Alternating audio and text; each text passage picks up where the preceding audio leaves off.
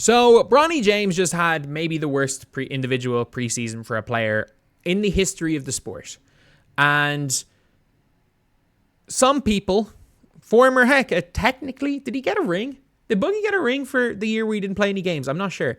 Someone who was signed by the Lakers the year they won a ring anyway, and former All-NBA player, Boogie, said this: DeMarcus Cousins doesn't think the Lakers are serious about winning after drafting Bronny James and not making any other moves.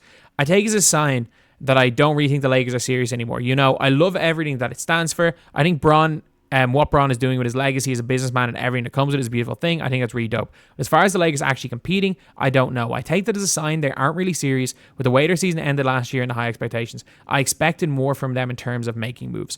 And I think he's on the money. I think he is on the money. I think the Lakers have realized, you know what, we're not going to win. And I think they also realized that they kind of just needed to draft Bronny James. That it was a situation where it was like, I don't think, what just happened right there? That I don't think Bronny James was ever going to go. But at the same time, or not Bronny James, LeBron was ever going to leave. At the same time, if they didn't draft Bronny James and another team signed him, he might go there. He might go there. And when you're not going to win, you've got to sell tickets. Just like the Kobe deal. Like the Kobe deal is one of the worst contracts ever. The Kobe final contract, where Kobe got like a 3-year max, despite the fact he wasn't playing like a top 100 player, but it was just to keep Kobe there for his career, and it was a thank you deal. And they drafted Bronny James because, like, I think LeBron was like considering taking a pay cut if they were able to get Klay Thompson. And I think drafting Bronny James was just a thank you to LeBron James, even though, to be fair, he is worth a max. But yeah, it's just one of those situations where they aren't serious about winning. They're just not. And Boogie's right. He's right. Like, he's completely right. I mean, he's right. Drafting Bronny James is their championship. Like, people will show up. He's right. They became a clown show after the Kobe era. I'm not going to lie. The last Kobe contract is as bad as this. The Lakers didn't do anything with a healthy LeBron AD season and proceeded to do nothing in the offseason. Bronny was the 55th pick to an already solid roster. And what people are saying about the Bronny James one is where it's like, it's just not a serious move. Like, it would be like if in 2014 or whatever year it was, where there was rumors that Michael Jordan at 50 was going to come out of retirement. If the Charlotte Hornets had have just said, yeah, you know what, Michael Jordan, you're coming out of retirement at 50 years old. Or was it 2012? Whatever it was. There was rumors of that happening. It would be like if that happened. It would be like,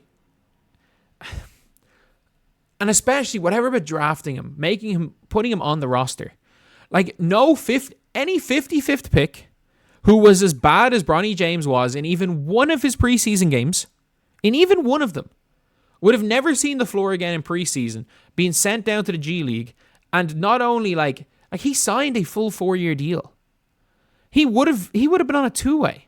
Like, if his name wasn't LeBron James Jr., he would have been on a 2-way. So yeah, there's going to be scrutiny there. There's going to absolutely be scrutiny when it comes to Bronny James. There's going to be. And it's not necessarily on him. It's just the fact that he was undeservedly drafted. And it's one thing to be drafted undeservedly. Costa Antetokounmpo is drafted undeservingly. But Costa at least showed something. He at least showed something. And teams not named Milwaukee drafted him. But this whole situation is like, this is the show. This is the highlight of the Lakers season. And that's the saddest part about this, is that the reason why people are talking about Bronny James so much is that the Lakers are always a topic. Just like the red side of Manchester in football, just like Real Madrid, no matter how good or bad they are, they're a topic. They are relevant. And the problem is that what Boogie's saying is right. They have no chance of winning. No one cares about the Lakers roster because they don't have a chance. If the Lakers were coming out in 2020 and winning what? I think did they win, was it 20 at their first 24 or something? If they came out like that, if they were going to come out like that and be that type of a team, then the Bronny James thing is like, oh, cool, just let him sit on the bench. The problem is that this team's not going to win anyway. And even when they're not going to win, they're still putting a guy who is closer to the level. I'm not even going to say closer to the level. Who currently is at the level of a professional player playing in the Irish Superleague, giving them NBA minutes. And people are rightfully pissed at this. I'm just putting it out there. People are rightfully pissed. And like, I'm not going to be one to break down every one of Bronny James's plays. Like, I'm still going to talk about the situation because, one, it gets views. Two, it's relevant. Like, it is very relevant to the sport of basketball. It's relevant to the NBA, and it's relevant part of the season. But I'm not going to be somebody breaking down a bunch of plays and going at him as a player or as a person, because the reality is just that he's just not good enough. And it's not his fault he got drafted. And realistically, might not even be LeBron's fault. Unless LeBron literally said, I'm leaving if you don't draft him. It's not his fault he got drafted either. But yeah, it is. It's just unfortunate. It is unfortunate, but it would. I've said plenty of times, it would be like if Ali Daya actually was George Weah's cousin. And for that reason, he managed to sign a 4-year deal with Southampton instead of playing like a couple of minutes and being fired. It would have been like if that actually happened and he actually was George Weah's cousin. For anyone who doesn't get the reference, Ali Dia is a player who pretended to be the cousin of the best player in the world and got signed by a team in the Premier League. Is before social media and before the internet or anything. And then in the end, he managed to get on the pitch because they were so stuck for players and he was the only player in the position on their bench. And they put him on and took him off like 20 minutes later because they realized he actually couldn't play football. And they obviously fired him the next day. But he obviously lied about that. But like, for lack of a better way of describing it, Bronny looks like a good basketball player who's won a comp. Bronny looks like, though, the Scalabrini challenge, where he played against a lot of really good players, like guys who played high level in college, guys that played like some dude who was a starter for Syracuse, and Brian Scalabrine just cooked them all. It looks like one of those guys. It looks like a good basketball player, a really good basketball player, won a competition to go in, and their prize was to go into an NBA game.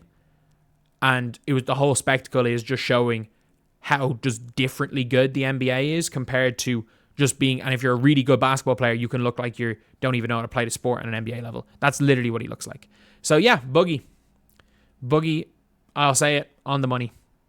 I'll say it, he's on the money about this. The Lakers are not serious in any way about trying to win this season. Hopefully we can cut down on the Bronny James content, but this will be the last one for a while because I gotta just post this one. This one should push me over the monetization threshold. Thank you guys for all the support. See you.